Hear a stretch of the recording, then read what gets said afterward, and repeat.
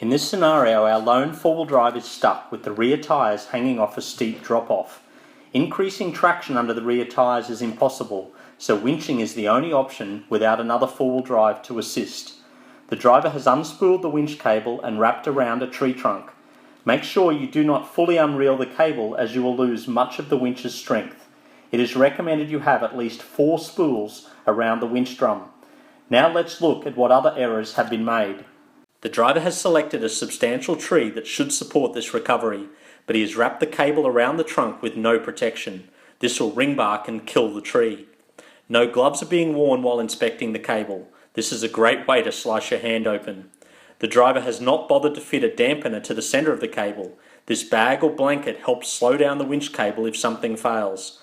And things do go wrong, and they do cause a lot of damage and injuries. The next mistake is stepping over the winch cable when it's live. No one should step over, hold, or pull on a cable connected between 2 fixed points, because if something changes, the cable could pull you over, or worse. So let's set up our winch professionally as per workplace safety requirements. Our driver is wearing suitable PPE. He has the correct equipment and is methodically working through the recovery, being mindful to fatigue, heat stress, and safe lifting procedures. He begins by unpacking the necessary rated shackle, tree trunk protector, and dampener bag. These items are then inspected to check they are fit for purpose and with no obvious damage like cuts. The tree trunk protector is important for environmental protection and responsible four-wheel drive operation.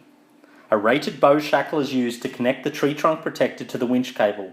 The pin is tightened and then loosened one turn, so afterwards it can be easily undone. The dampener bag is placed near the middle of the winch cable. This can be filled with sand or dirt if necessary, and the cable will slide straight through.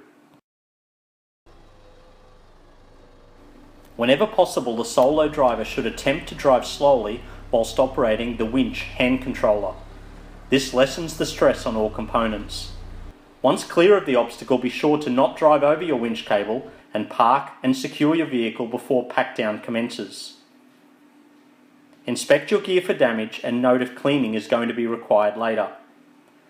Then wind up your winch cable whilst maintaining tension and moving slowly from side to side to ensure the winch drum has even coverage.